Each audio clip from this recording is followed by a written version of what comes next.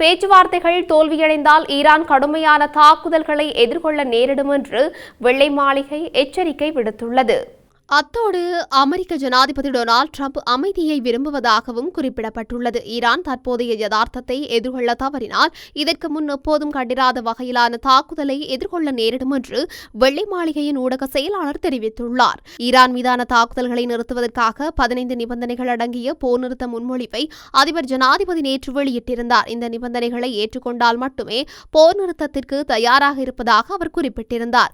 இந்த முன்மொழிவுகளை நிராகரித்துள்ள ஈரானிய வெளியுறவு அமைச்சர் அப்பாஸ் அரக்சி அமெரிக்காவுடன் எந்தவொரு பேச்சுவார்த்தையிலும் ஈடுபடும் எண்ணம் ஈரானுக்கு இல்லை என்று தெரிவித்துள்ளார்.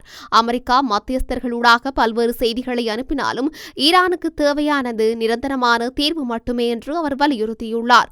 அமெரிக்கா எதிர்பார்த்தது போல ஈரானை ராணுவ ரீதியாக தோற்கடிக்க முடியாது என்றும் அண்டை நாடுகளை பாதுகாப்பதற்கான அமெரிக்காவின் முயற்சி தோல்வியடைந்துள்ளதாகவும் அவர் மேலும் தெரிவித்துள்ளார்.